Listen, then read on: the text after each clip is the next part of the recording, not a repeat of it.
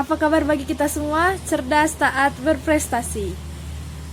Saya Ermasa Cintana Indah Sitopubu dari kelas 11 MIPA 4 hendak menyampaikan beberapa materi tentang karya tulis ilmiah.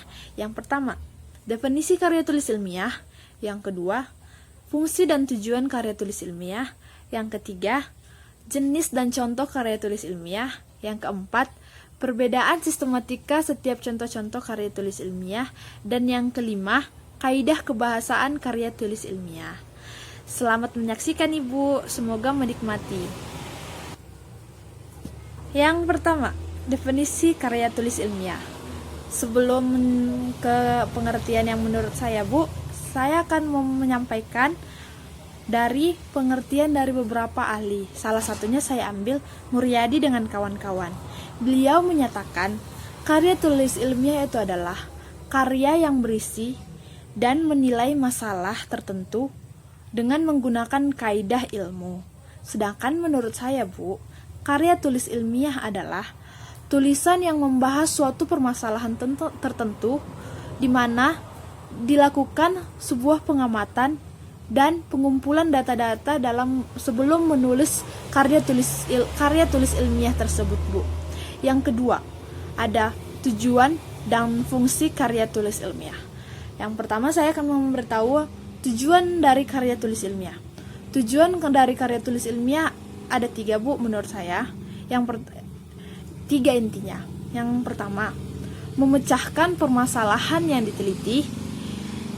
Yang kedua, menambah pengetahuan.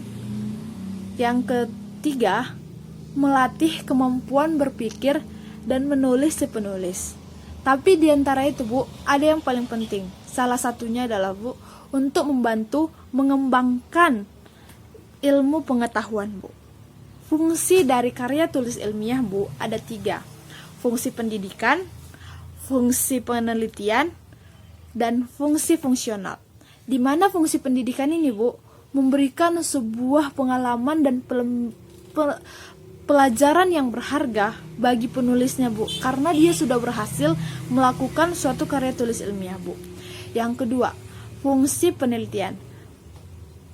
Maksud dari fungsi penelitian tidak jauh beda dengan fungsi fungsional, di mana fungsi penelitian dan fungsi penelitian sama atau tidak ada bedanya untuk membantu mengembangkan ilmu pengetahuan bagi pelajar yang ada di Indonesia, Bu. Salah satunya seperti saya dengan teman-teman saya, Bu. Ya, dan yang ketiga, jenis dan contoh karya tulis ilmiah. Jenis dan contoh karya tulis ilmiah. Jenisnya ada 3, di mana populer, semi populer, maaf, mohon mengulangi, Bu, semi formal dan formal. Di mana populer, struktur atau sistematikanya kita itu mana suka atau tidak terpaut terhadap sesuatu. Contohnya dari populer, Bu, pertama artikel, jurnal, dan workshop, laporan workshop. Yang kedua, semi formal. Semi formal ini, Bu, dia kaidah serta sistematikanya dipakai sistematika yang digunakan sudah sesuai, tapi hanya secara umum. Contoh dari semi formal ada 2. Salah satunya itu adalah laporan dan yang kedua makalah. Dan yang ketiga, formal. Formal ini di mana adalah sistematikanya sudah kompleks dan kaidah kebahasannya juga sudah kompleks, metode penyampaiannya juga sudah pas. Contohnya ini skripsi, tesis, dan disertasi. Di antara yang ketiga ini, yang sering kita jumpai salah satunya populer, seperti artikel. Artikel dapat kita jumpai di majalah, di koran. Sementara semi formal seperti laporan atau seperti contohnya laporan dan makalah itu biasanya itu dapat kita buat ketika kita mendapat tugas untuk membuat makalah atau laporan tentang suatu penelitian tentang suatu hal yang kita buat. Sementara kalau yang formal seperti skripsi, tesis, disertasi, itu skripsi untuk yang mengambil gelar S1, tesis mengambil gelar S2, dan disertasi untuk mengambil gelar S3. Yang keempat, perbedaan sistematika dari jenis-jenis karya tulis ilmiah. Yang pertama, populer. Saya ambil contohnya artikel, Bu, di mana sistematika karya tulis ilmiah artikel terdiri dari judul, oleh, fakta, analisis, kesimpulan, dan tidak lupa solusi. Yang kedua, semi formal. Contohnya itu saya ambil sistematika makalah, Bu. Dalam makalah harus ada cover, halaman judul, halaman pengesahan, kata pengantar, daftar isi, tujuan makalah, latar belakang, rumusan masalah, pembahasan, penutup di mana berisi kesimpulan, saran, solusi. Serta halaman terakhir tidak lupa daftar pustakanya.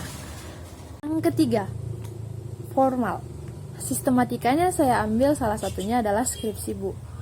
Dari skripsi itu harus ada halaman judul, halaman persetujuan, abstrak, kata pengantar, daftar isi, dan ada seperti di dalam daftar sini biasanya bab 1 itu berisi tentang pendahuluan, bab 2 berisi tentang pembahasan, dan bab 3 berisi tentang penutup. Dalam penutup ini bisa kita lampirkan kata, saran, solusi, dan kata terima kasih, dan tidak lupa juga daftar pustaka. Terakhir, kaidah kebahasaan. Yang pertama itu bersifat impersonal. Kalau bersifat impersonal berarti dilakukan oleh banyak orang, di mana impersonal adalah lawan kata personal. Seperti kita ketahui, berarti impersonal itu penelitiannya ini dilakukan banyak orang. Kedua, kata ganti umum. Karena kata ganti umum itu contohnya itu kita tidak memakai kami, aku, saya. Tetapi dalam suatu karya tulis ilmiah itu biasanya menggunakan kata penulis, penyusun. Kata yang dua ini yang sering dilampirkan dalam karya tulis ilmiah. Yang ketiga, kalimat pasif. Kalimat pasif ini contohnya ini gimana ya? Kita bisa membuat gini. Dimana kalimat aktifnya Reja menendang bola, maka kalimat pasifnya akan berubah menjadi bola ditendang oleh Reja.